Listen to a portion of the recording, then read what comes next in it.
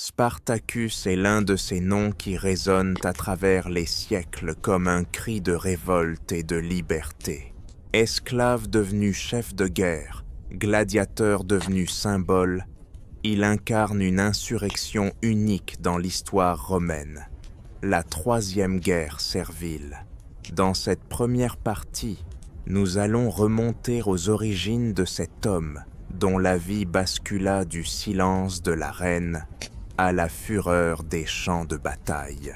Nous découvrirons d'où venait Spartacus, comment il fut réduit en esclavage et comment il entra dans la légende. Peu de choses sont certaines à propos de la naissance de Spartacus. Les sources antiques sont fragmentaires et parfois contradictoires. Cependant, la plupart des historiens s'accordent à dire qu'il était originaire de Thrace, une région montagneuse située entre l'actuelle Bulgarie, la Grèce et la Turquie. Ce territoire, habité par des tribus farouches et souvent en conflit avec Rome, produisait de nombreux mercenaires. Spartacus aurait été d'abord un soldat thrace, peut-être même un auxiliaire dans les armées romaines. Il connaissait donc les méthodes de combat de ses futurs ennemis. Certains récits suggèrent qu'il fut capturé pour avoir déserté ou s'être rebellé contre Rome. Quelles qu'en soient donc les raisons, il fut réduit en esclavage, vendu, puis formé pour devenir gladiateur. Être gladiateur à Rome signifiait vivre sous la menace constante de la mort.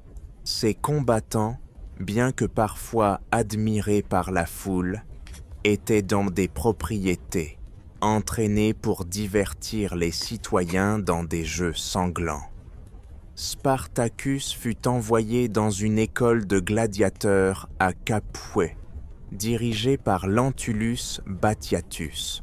Là, il rencontra d'autres hommes, esclaves comme lui, venus de diverses régions de l'Empire.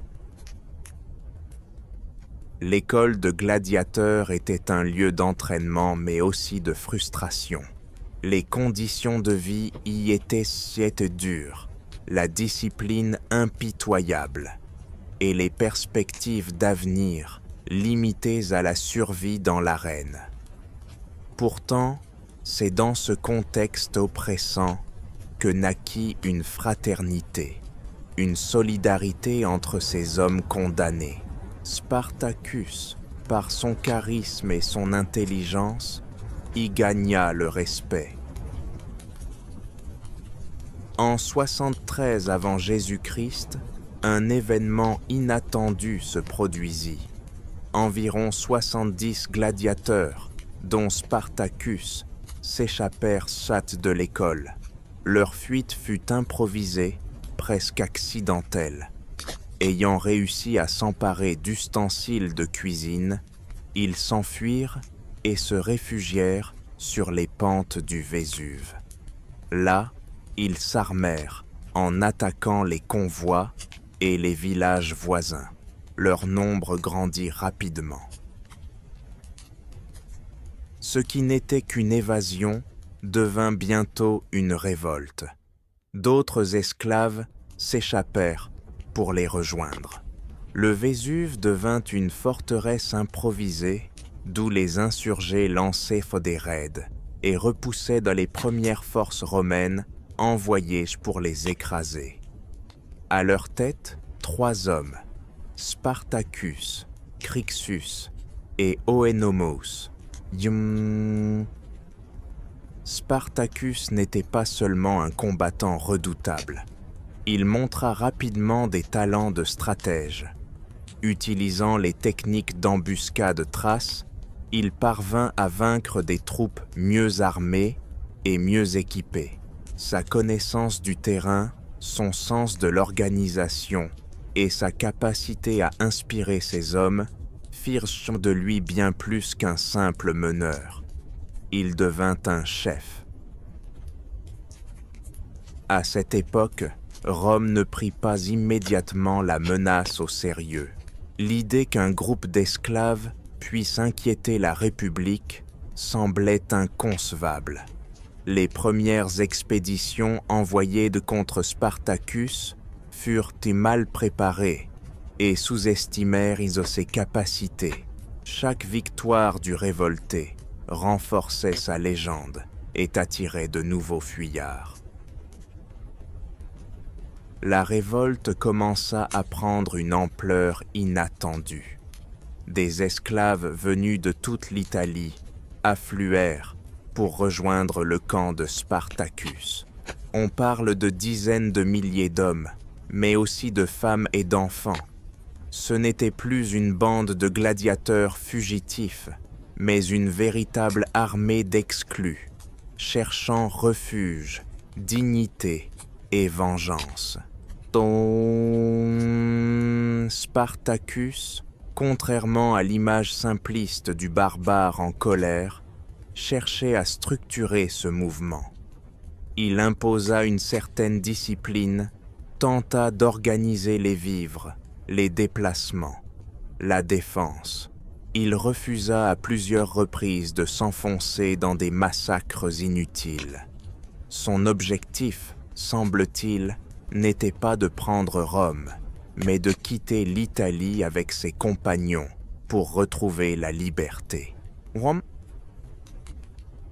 Cependant, tous dans son camp ne partageaient pas cette vision. Crixus, plus radical, préférait affronter les Romains directement. Cette divergence de stratégie provoqua une scission au sein du mouvement. Crixus partit avec plusieurs milliers d'hommes. Il fut vaincu et tué peu après par les troupes romaines. Cette perte, loin de décourager Spartacus, le poussa à redoubler d'efforts. Ainsi se dessine le début de la grande révolte servile. Un homme, ancien soldat, devenu esclave, puis gladiateur, s'élève contre la plus puissante république de l'époque. Son nom, désormais gravé dans l'histoire, devient le symbole de ceux qui refusent de se soumettre. Dans les chapitres suivants, nous verrons comment cette rébellion s'étendit, comment Rome réagit et comment Spartacus tenta, contre vents et marées, de mener les siens vers la liberté. La deuxième partie de notre récit nous plonge dans l'ascension fulgurante de la révolte menée par Spartacus.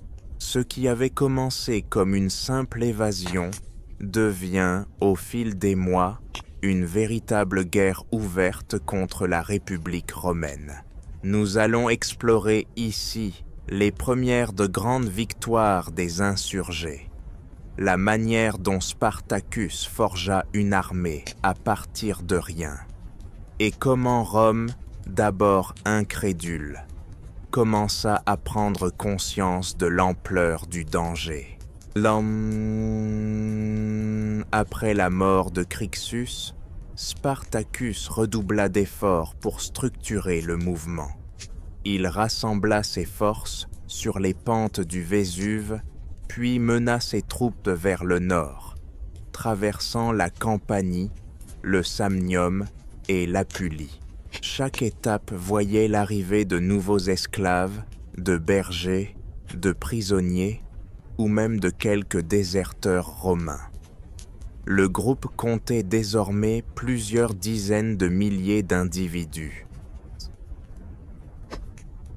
Rome, de son côté, commençait à ressentir la menace. Les premières défaites infligées par Spartacus à des détachements de Romains avaient été perçues comme humiliantes. Le Sénat décida alors d'envoyer 2 consuls pour écraser l'insurrection, Lucius Gellius et Gnaeus Cornelius Lentulus. Ils disposaient de troupes régulières, bien équipées et aguerries. L'affrontement s'annonçait décisif. Ding. Mais Spartacus surprit une fois de plus ses ennemis. Il attaqua rapidement l'un des deux consuls et le vainquit avant qu'il ne puisse rejoindre son collègue. Ensuite, il se tourna vers le second et réussit à le battre également, grâce à une stratégie d'encerclement et à la mobilité de ses troupes. Ces victoires retentissantes provoquèrent un choc à Rome. Jamais une armée d'esclaves n'avait infligé de telles défaites à des magistrats consulaires. Face à l'échec des consuls, Rome comprit que la situation était bien plus grave que prévu. Le Sénat fit alors appel à un général expérimenté, un homme réputé pour sa rigueur et sa détermination, Marcus Licinius Crassus. L'un des hommes les plus riches de Rome, Crassus voyait dans cette mission l'occasion de renforcer son prestige politique. Il accepta avec empressement et fut investi du commandement suprême. Crassus réorganisa immédiatement les forces romaines. Il imposa une discipline de fer, allant jusqu'à utiliser la décimation, exécution d'un soldat sur 10, pour punir les légionnaires qui avaient pris fuite lors des combats précédents. Il leva 6 légions supplémentaires et se prépara à affronter Spartacus avec toute la puissance nécessaire. Et pendant ce temps, Spartacus menait ses troupes vers le nord, avec l'intention, selon plusieurs historiens, de franchir les Alpes et de quitter l'Italie.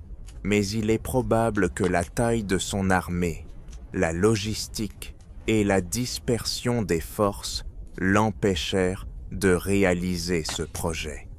Certains groupes voulaient au contraire rester en Italie et continuer la lutte. Le dilemme stratégique affaiblissait peu à peu la cohésion du mouvement.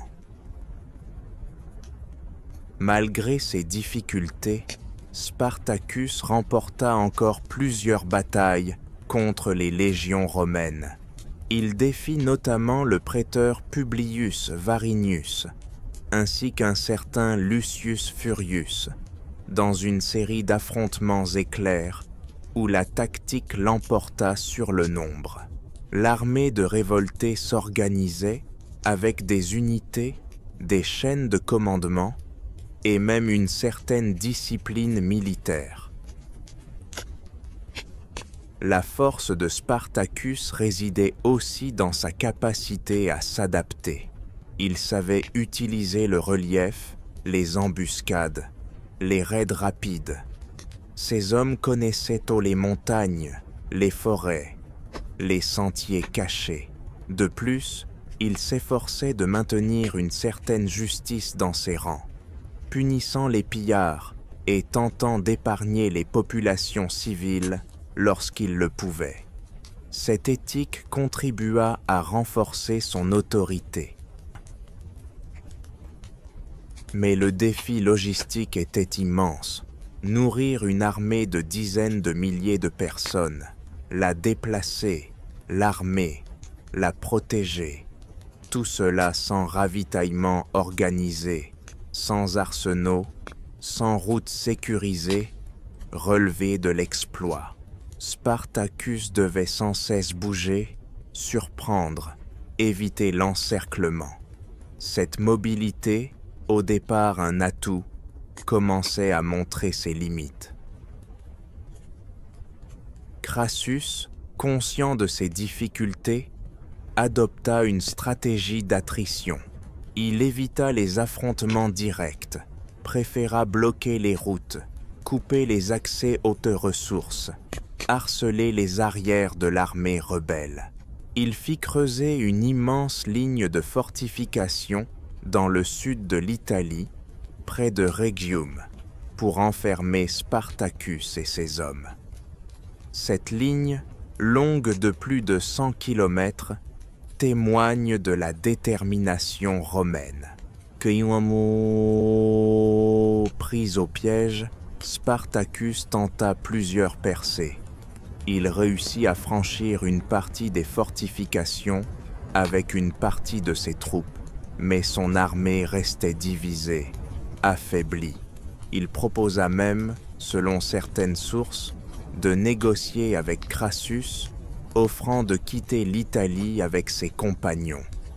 Crassus refusa, il voulait une victoire totale. À ce moment, Rome envoya également un autre général pour soutenir Crassus, Pompée, auréolé de gloire après ses campagnes en Hispanie. Cette intervention provoqua la colère de Crassus, qui craignait que Pompée ne lui vole la gloire de la victoire. La rivalité entre les deux hommes allait marquer la fin du conflit. Spartacus, comprenant qu'il n'avait plus rien à perdre, rassembla ses forces pour un ultime affrontement. Il refusa de fuir, de se cacher. Il choisit de combattre jusqu'au bout, d'affronter l'armée de Crassus en bataille rangée. Ce choix courageux, presque suicidaire, révèle la détermination de cet homme à mourir libre. Ainsi s'achève la deuxième phase de la révolte de Spartacus, une phase marquée par des triomphes éclatants, une organisation militaire inédite, mais aussi par l'étau qui se resserre. Dans le prochain chapitre, nous verrons comment s'est déroulée la dernière bataille et comment Rome a cherché à effacer la mémoire de cette insurrection hors norme. La troisième partie de notre récit est consacrée à l'ultime acte de la révolte de Spartacus, la bataille finale, la défaite et le destin de ses compagnons. Cette séquence dramatique, marquée par la violence et la détermination, scelle l'affrontement entre une armée d'esclaves en quête de liberté et la puissance implacable de la République romaine. C'est aussi le moment où l'homme disparaît dans la légende. Au début de l'année 61, avant Jésus-Christ, Spartacus rassemble ses troupes une dernière fois. Malgré les divisions internes, les désertions et la pression constante des légions romaines, il reste à la tête d'une armée encore puissante, composée selon certaines estimations de plus de 40 000 hommes. Il sait que le temps joue contre lui. L'arrivée de Pompée par le nord et la progression de Crassus par le sud annoncent l'encerclement définitif. Spartacus décide alors de livrer bataille dans la région de la Lucanie, au sud de l'Italie. Le lieu exact est incertain, mais il s'agissait probablement d'un terrain ouvert, propice à une confrontation directe. Ce choix montre qu'il ne cherche plus à fuir, mais à affronter ses adversaires en face, dans une sorte de baroud d'honneur. La bataille s'engage avec violence. Les sources antiques ne donnent que peu de détails, mais elles s'accordent sur l'acharnement des combats. Spartacus, selon Appien, aurait tué 2 centurions de ses propres mains avant d'être encerclé. D'autres récits parlent d'un Spartacus blessé, tentant de rejoindre Crassus dans la mêlée, espérant peut-être provoquer un duel. Son corps, toutefois, ne sera jamais retrouvé. La mort de Spartacus marque la fin symbolique de la révolte. Sans lui, l'unité des insurgés se brise. Les survivants sont pourchassés, capturés, exécutés.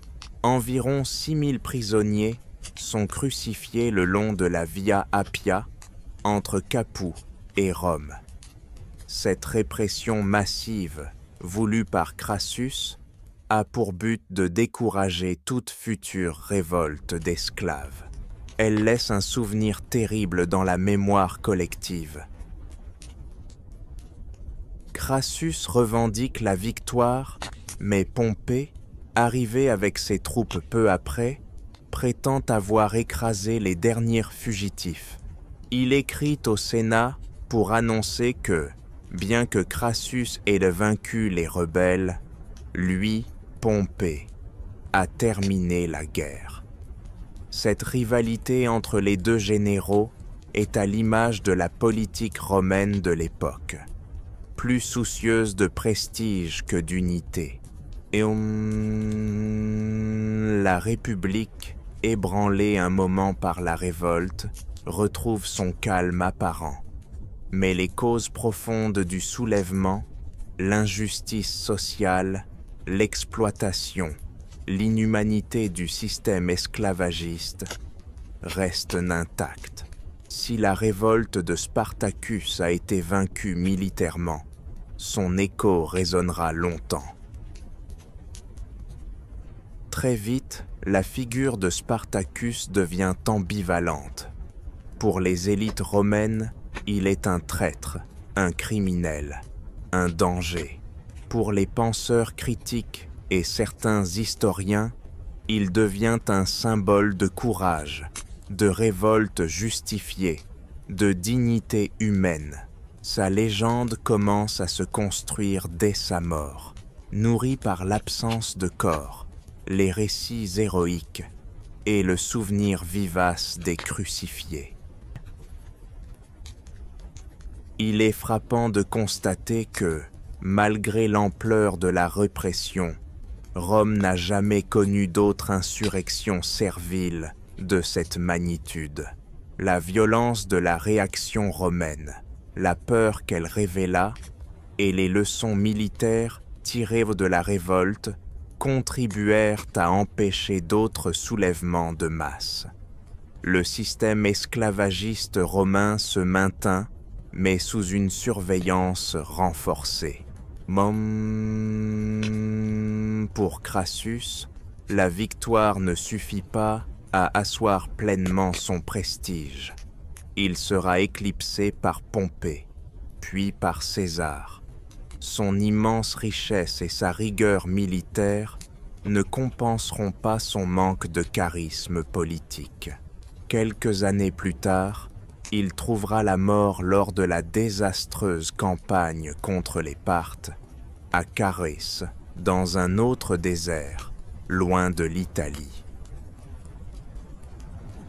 Quant à la mémoire de Spartacus, elle commencera à renaître bien plus tard. Les historiens antiques, comme Plutarque, Salluste ou Appien, évoquent dans sa bravoure, sa stratégie, son humanité.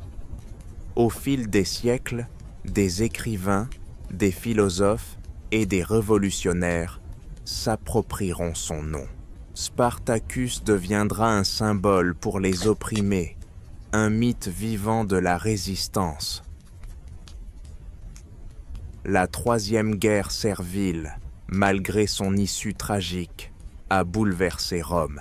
Elle a montré que même ceux que l'on croyait brisés, asservis, silencieux, pouvaient s'unir, s'organiser et combattre pour leur dignité. Elle a révélé les failles d'un système fondé sur l'injustice. Elle a inscrit dans l'histoire un nom que rien ne pouvait plus effacer. La quatrième partie de notre récit s'intéresse non plus aux événements militaires, mais à la réalité quotidienne qui entourait la révolte de Spartacus. Qui étaient-ils les hommes et les femmes qui ont rejoint son armée? Comment vivaient-ils? Quelles étaient leurs origines, leurs espérances, leurs craintes? Derrière le tumulte des batailles se trouve une société en mouvement, composée d'individus qui, pour la première fois, refusaient leurs conditions imposées. L'armée de Spartacus n'était pas une armée régulière au sens romain du terme. Elle était composée d'esclaves évadés, d'anciens gladiateurs, de bergers, de mineurs, de paysans affamés, parfois même de femmes et d'enfants qui suivaient les colonnes. On y parlait plusieurs langues, on y priait divers dieux, et les traditions y étaient multiples. Ce mélange, chaotique en apparence, formait pourtant une communauté soudée par le refus commun de l'esclavage. Les esclaves venaient de toutes les provinces de l'Empire. Thraces, Gaulois, Germains, Syriens, Numides, Grecs, Ibères. Certains avaient été capturés lors de guerres de conquête, d'autres vendus à cause de dettes, d'autres encore nés dans les propriétés des grandes familles romaines. Leur statut était varié: esclaves domestiques, travailleurs agricoles, gladiateurs, artisans. Cette diversité rendait l'organisation difficile, mais aussi révélait l'ampleur de l'injustice systémique. Pour beaucoup de ces insurgés, rejoindre Spartacus n'était pas seulement un acte politique, mais une question de survie. Fuir les plantations, les mines ou les bordels signifiait échapper à une mort lente. Pour certains, c'était aussi retrouver une dignité perdue, un espoir, une voie. L'armée de Spartacus devenait une sorte de refuge, un monde parallèle où les rôles sociaux étaient renversés. La logistique d'un tel groupe était un défi permanent. Il fallait nourrir, soigner, protéger des dizaines de milliers de personnes sans ressources fixes. Les insurgés vivaient en grande partie de pillages, mais aussi d'échanges avec des populations rurales, parfois bienveillantes, parfois hostiles. Ils se déplaçaient fréquemment, établissaient des campements temporaires, construisaient des palissades, organisaient des tours de garde. Certains témoignages rapportent que des formes de justice rudimentaires existaient dans les camps. Des conseils prenaient des décisions, des chefs de groupe veillaient à la discipline. Spartacus aurait interdit l'alcool dans certaines circonstances, limité les excès et puni les actes de violence interne. Il tentait de maintenir une certaine cohésion morale malgré l'extrême diversité de ses troupes. Les femmes, souvent oubliées dans les récits, jouaient un rôle fondamental. Elles assuraient la logistique, s'occupaient des blessés, préparaient la nourriture. Mais certaines participaient aussi activement au combat. Le cas d'une femme thrace, évoqué dans une source tardive, montre que certaines d'entre elles suivaient leurs compagnons jusque sur le champ de bataille, armées, elles aussi. Le sentiment religieux était également présent. Certains groupes honoraient encore les divinités de leur région d'origine. Mars, Dionysos, Isis, Baal, Teutatès. Des rites funéraires, des chants, des offrandes étaient organisés. Cela renforçait les liens communautaires et donnait un sens sacré à leur combat.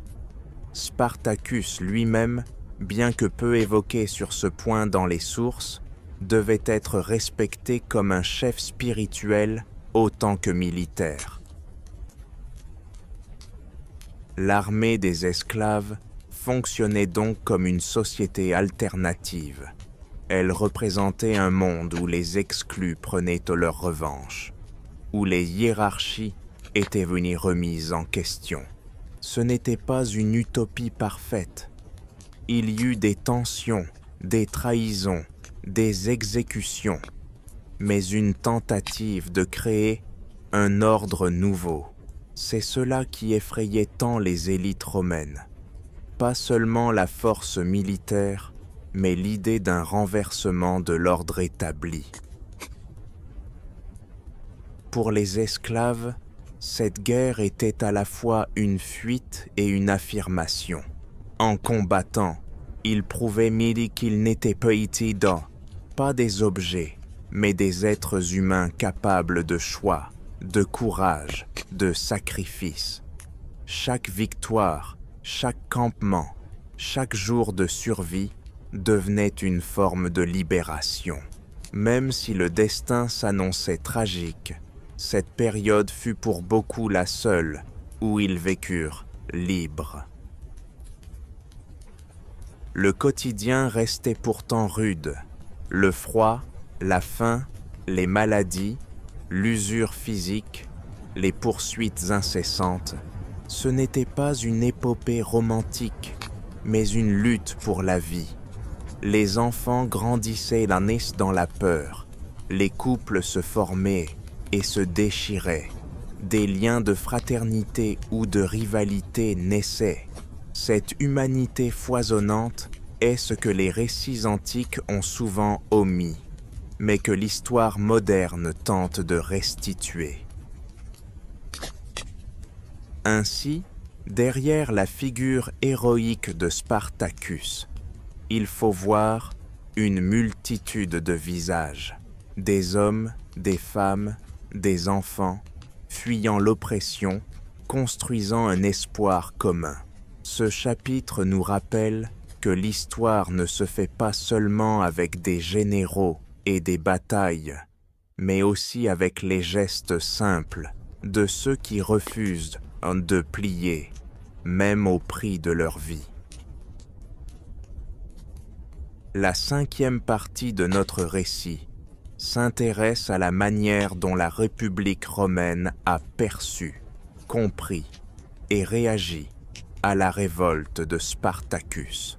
Car si cette insurrection fut un choc militaire, elle fut aussi un traumatisme politique, social et symbolique.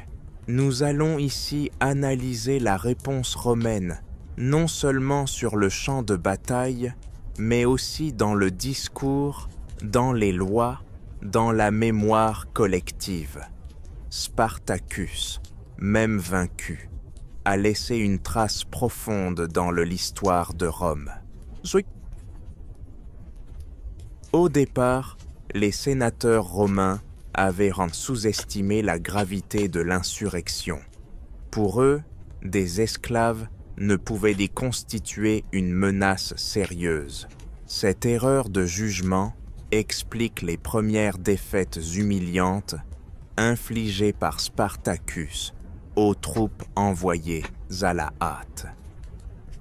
Ce mépris, révélateur de l'arrogance de l'élite romaine, coûta cher à la République. Lorsque la menace devint impossible à ignorer, la réponse romaine changea de ton. Le Sénat désigna Crassus, un homme d'ambition mais aussi de méthode, pour reprendre le contrôle. Il reçut des moyens considérables, leva de nouvelles légions et instaura une discipline impitoyable. La guerre contre Spartacus n'était plus une simple opération de police.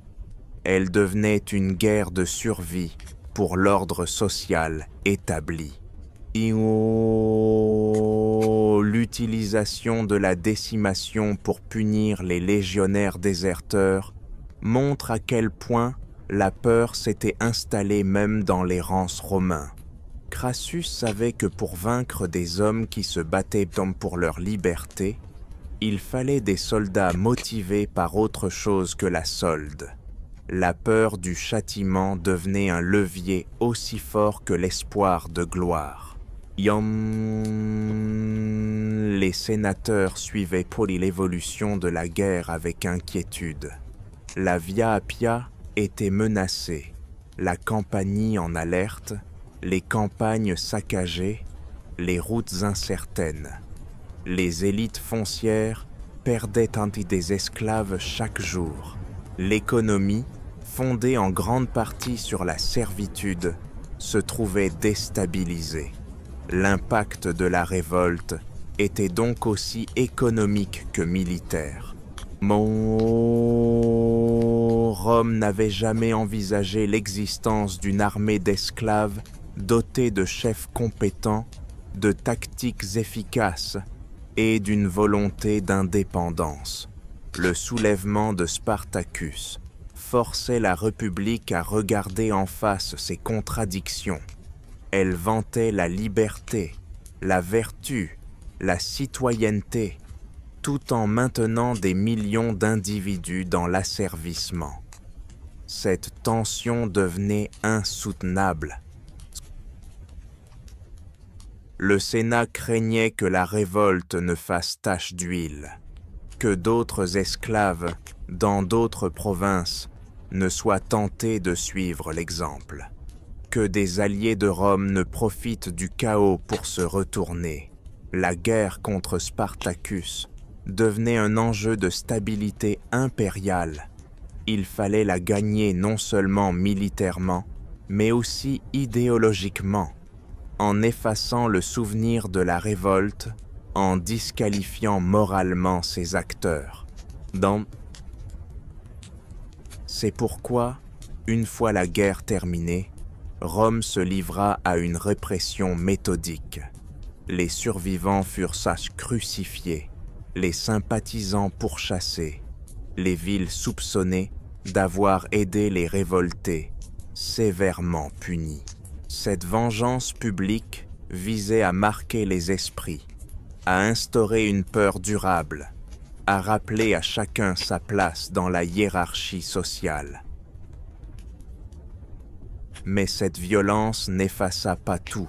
Certains sénateurs, en privé, exprimaient leur admiration pour le courage de Spartacus.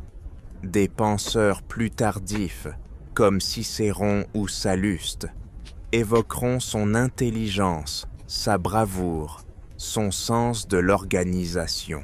Bien que qualifié d'ennemi public, Spartacus ne pouvait être totalement méprisé. Il représentait une menace, mais aussi un miroir des failles romaines. À partir de cette époque, le système esclavagiste romain évolua. Les révoltes furent surveillées de plus près, les écoles de gladiateurs mieux encadrées, les routes renforcées. On encouragea parfois les affranchissements individuels par crainte d'un soulèvement généralisé. La peur avait modifié la politique. Spartacus, sans le vouloir, avait provoqué une réforme tacite. La mémoire officielle chercha toutefois à minimiser son importance. Les monuments n'évoquaient pas son nom. Les fresques l'ignoraient. On ne sculptait pas son visage. Il n'existait pas de tombe. Le silence était la réponse choisie par Rome. Mais le peuple, lui, n'oubliait pas. Les récits circulaient, embellis, transformés. Spartacus devenait une figure de conte, un héros populaire. C'est cette dichotomie entre mémoire publique et mémoire populaire qui rend la figure de Spartacus si fascinante. Il est l'exclu que l'on craint, l'adversaire que l'on respecte, le fantôme que l'on ne peut chasser. Rome, en tentant de le faire disparaître, a contribué à forger sa légende. Et cette légende, plus forte que la pierre, allait voyager à travers les siècles. La 6e partie de notre récit explore la manière dont la figure de Spartacus a évolué après sa mort, dans la mémoire collective, dans les récits historiques et dans l'imaginaire des siècles suivants. Car s'il fut d'abord un nom effacé des archives officielles, il réapparaît, siècle après siècle, dans les œuvres, les discours et les luttes. Ce chapitre retrace cette transformation d'un homme réel à une icône de la révolte et de la liberté. Après la défaite et la répression sanglante qui suivit, la République romaine s'employa à faire disparaître toute trace de la révolte. Les historiens contemporains de l'époque, dépendants du pouvoir ou membres de l'aristocratie, évoquèrent Spartacus brièvement, souvent de façon méprisante. Plutarque, Appien, Florus ou Salluste en parlent, mais rarement en détail. Il est décrit comme un barbare, un chef habile certes, mais motivé par la violence. Pourtant, dans les marges de l'histoire officielle, une autre mémoire naît. Dans les milieux populaires, chez les esclaves, les affranchis, ou dans les récits transmis oralement, Spartacus devient autre chose. Un héros. Celui qui osa défier Rome, celui qui affronta l'injustice, celui qui ne plia pas. Son nom commence à être chuchoté comme un symbole d'espoir.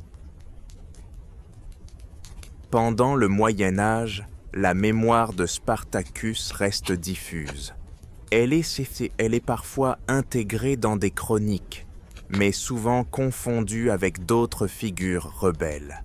Ce n'est qu'à la Renaissance, avec le renouveau de l'étude des textes antiques, que son nom ressurgit avec clarté. Des humanistes découvrent ses exploits et s'interrogent sur son destin. Mais c'est surtout à partir du XVIIIe siècle, à l'époque des Lumières, que Spartacus revient sur le devant de la scène. Les penseurs de cette période, fascinés par la liberté, l'émancipation et la critique de l'absolutisme, redécouvrent dans la figure de Spartacus un symbole puissant. Il devient pour certains l'incarnation du refus de la tyrannie. Des philosophes comme Voltaire ou Rousseau mentionnent son nom dans leurs réflexions sur la liberté naturelle. La révolte de Spartacus est alors interprétée comme une manifestation de la volonté humaine face à l'oppression. Bien que les faits soient encore mal connus, son image se construit autour de l'idée de résistance légitime. Au XIXe siècle, avec la montée des mouvements révolutionnaires en Europe, Spartacus devient une icône.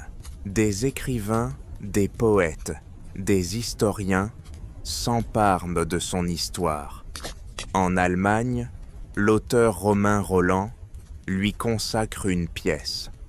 En France, il est évoqué dans les textes des socialistes utopiques.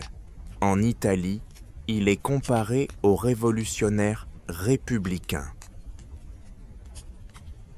Karl Marx lui-même, dans ses écrits, voit en Spartacus un exemple de révolutionnaire conscient, un précurseur de la lutte des classes. Rosa Luxemburg, figure du mouvement ouvrier allemand, nomme son propre groupe révolutionnaire, la Ligue spartakiste, en hommage à lui.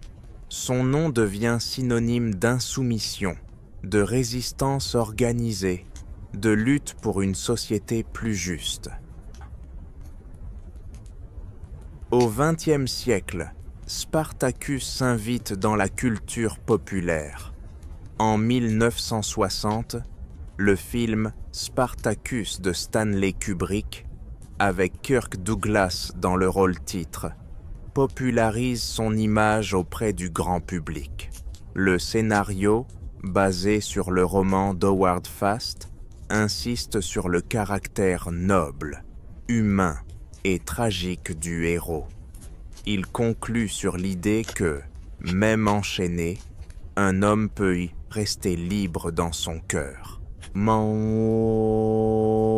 Le succès mondial du film ancre définitivement Spartacus dans la mémoire collective moderne. Il devient un symbole universel, celui de la rébellion contre l'injustice.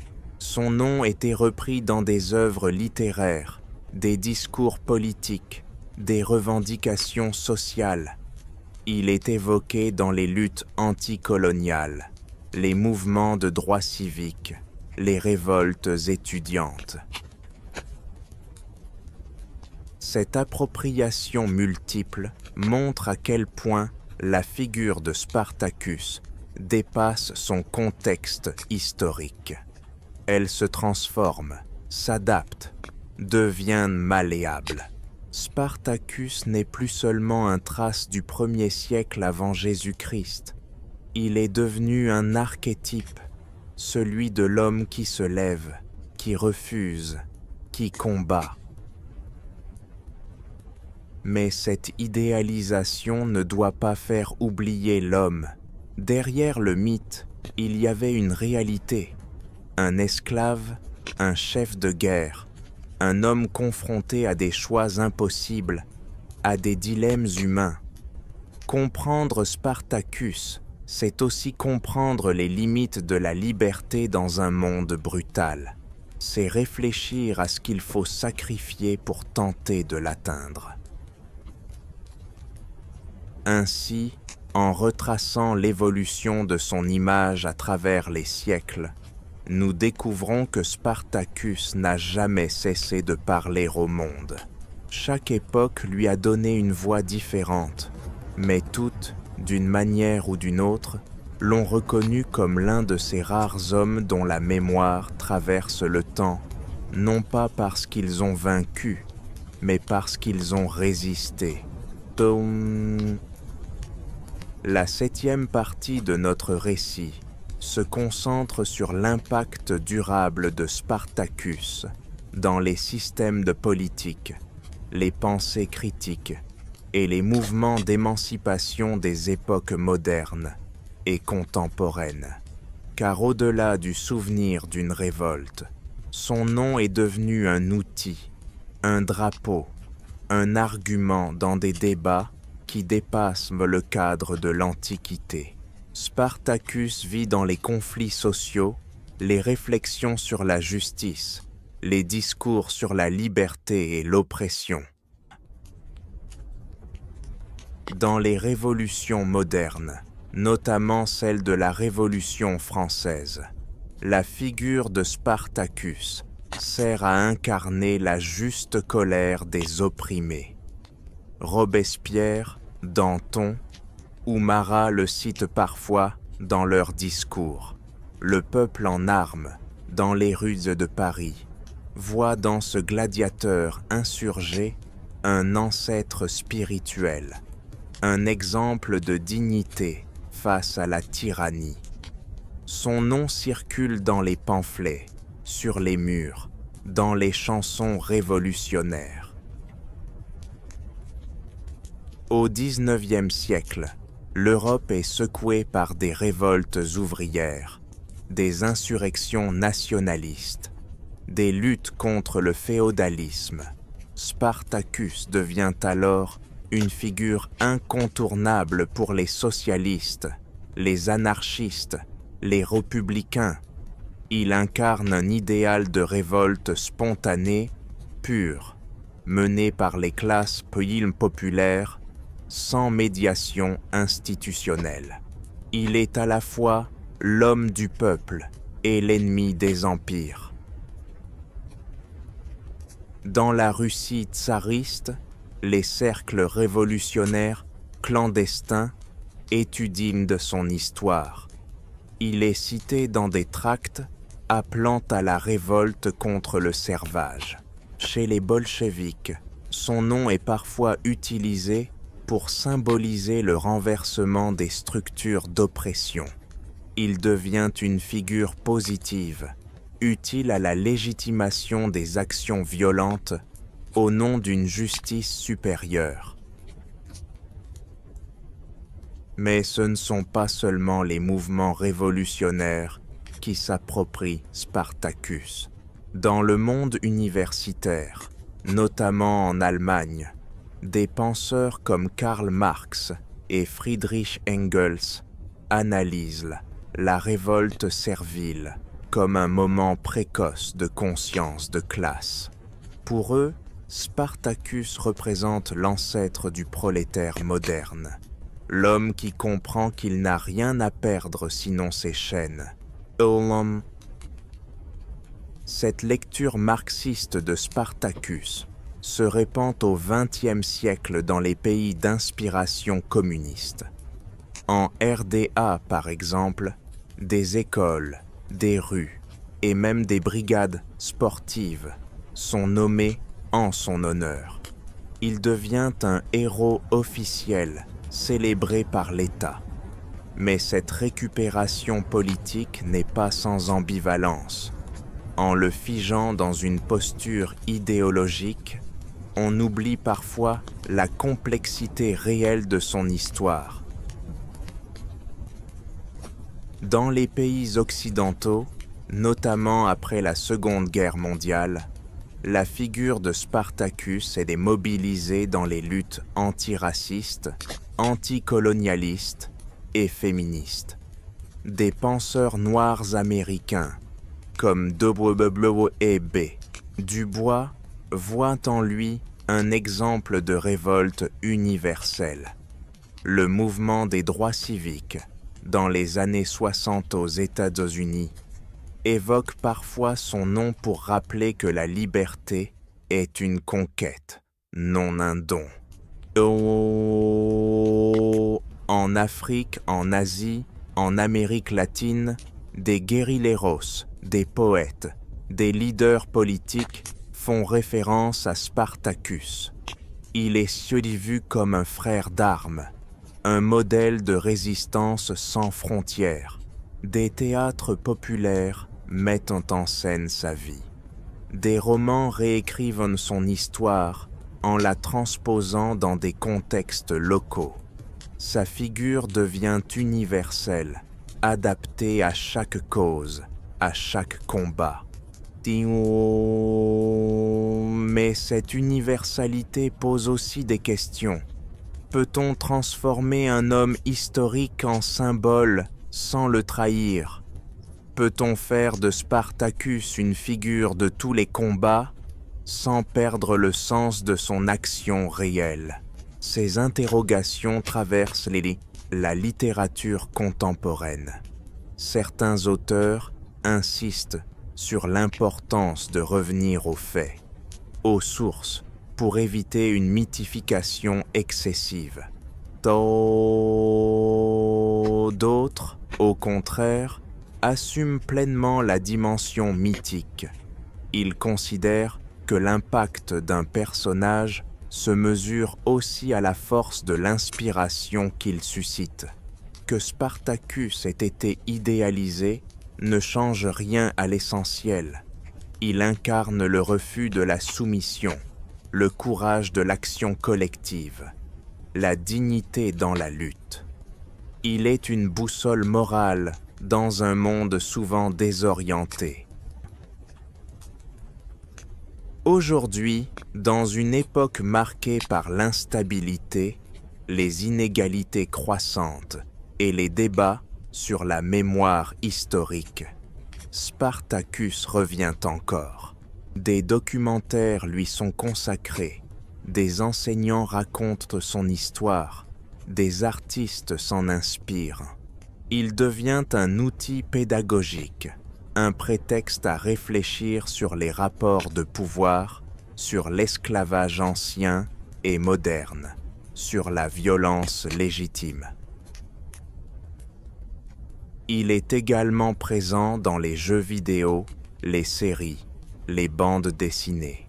Ces représentations, parfois fidèles, parfois romancée, montre que Spartacus reste une figure vivante dans l'imaginaire contemporain. Il fascine parce qu'il échappe à toute classification simple. Il n'étonne ni ange, ni démon, ni roi, ni esclave seulement. Il était l'écho de la volonté de se relever. Ainsi, la révolte de Spartacus, au lieu de s'éteindre avec sa mort, s'est propagée dans les siècles comme une onde. Elle a traversé les régimes, les idéologies, les continents. Elle a changé de forme, mais pas de fond. Et aujourd'hui encore, à chaque fois qu'un homme ou une femme dit non à l'injustice, c'est peut-être en silence, au nom de Spartacus. La 8e et dernière partie de notre récit s'interroge sur l'essence même de la mémoire de Spartacus. Pourquoi, plus de 2000 ans après sa mort, son nom continue-t-il d'être invoqué? Qu'est-ce que son histoire dit de notre rapport au pouvoir, à la liberté, à la dignité humaine? En fermant cette longue parenthèse historique, nous tenterons de comprendre pourquoi Spartacus n'appartient pas seulement au passé, mais aussi à notre présent et à notre avenir. Et Spartacus fascine parce qu'il représente une exception. Dans une époque où l'esclavage était une norme acceptée, où la hiérarchie sociale semblait immuable, il osa se lever. Il ne se contenta pas de fuir. Il s'organisa, résista, affronta. Il défia un empire. Et ce geste, par sa simple existence, ébranla une civilisation tout entière. Sa révolte, bien que localisée dans le temps, contient une portée universelle. Elle questionne le sens de la liberté. Est-elle un droit naturel, une conquête, un privilège? Spartacus montre que la liberté n'est jamais donnée, qu'elle se mérite, qu'elle exige un prix, parfois le plus élevé. Il enseigne que se taire, c'est accepter, et qu'agir, même en minorité, peut faire trembler les puissants. Il ne fut ni empereur, ni philosophe, ni législateur. Il n'écrivit rien. Il n'édifia aucun monument. Pourtant, son nom nous est parvenu. Il n'a légué que sa révolte, sa volonté, son courage. Cela suffit à nourrir des générations entières de penseurs, d'artistes, de militants. Ce legs immatériel a plus de force que bien des palais ou des édits. La mémoire de Spartacus est aussi un rappel des dangers du silence.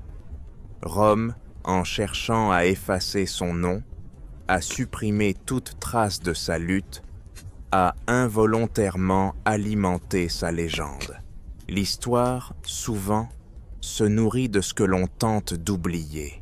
Ce paradoxe fait de Spartacus une figure à la fois insaisissable et omniprésente. Il est l'ombre des archives, le murmure des esclaves oubliés.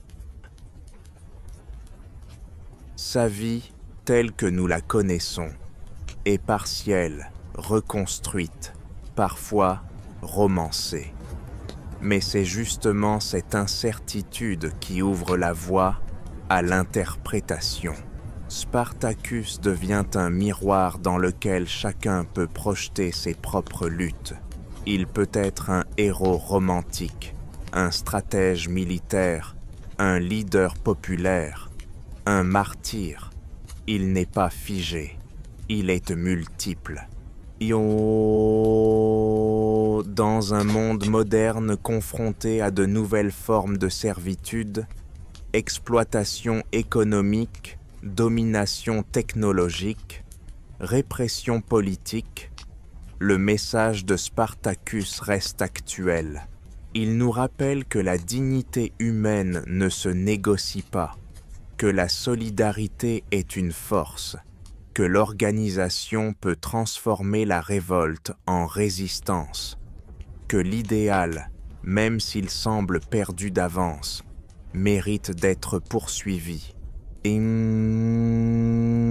son histoire nous enseigne aussi l'importance de la mémoire collective. Ce que nous retenons du passé n'est jamais neutre. Le choix de raconter Spartacus, de le transmettre, de le célébrer ou de le taire, révèle notre vision du monde. Il ne s'agit pas seulement d'un récit antique, mais d'un acte politique. Rappeler Spartacus, c'est prendre position. Oh. Et c'est sans doute cela, au fond, qui fait de Spartacus un personnage éternel.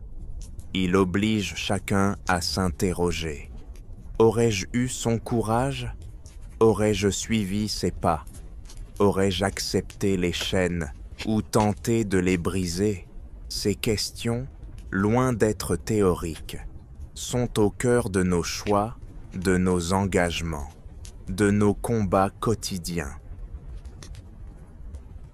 La légende de Spartacus n'est pas un appel à la violence, mais à la lucidité. Elle nous dit que le monde peut être changé, mais que ce changement commence par une prise de conscience. Elle nous invite à reconnaître les injustices, à ne pas détourner le regard, à agir là où nous le pouvons. Même un esclave peut changer le cours de l'histoire. En refermant cette lecture, nous ne quittons pas Spartacus. Il demeure présent dans chaque révolte, dans chaque rêve d'égalité, dans chaque refus de l'oppression. Il est une voix parmi d'autres, mais une voix claire, ancienne, persistante. Une voix qui dit « Tant que l'homme se souvient, il peut espérer ».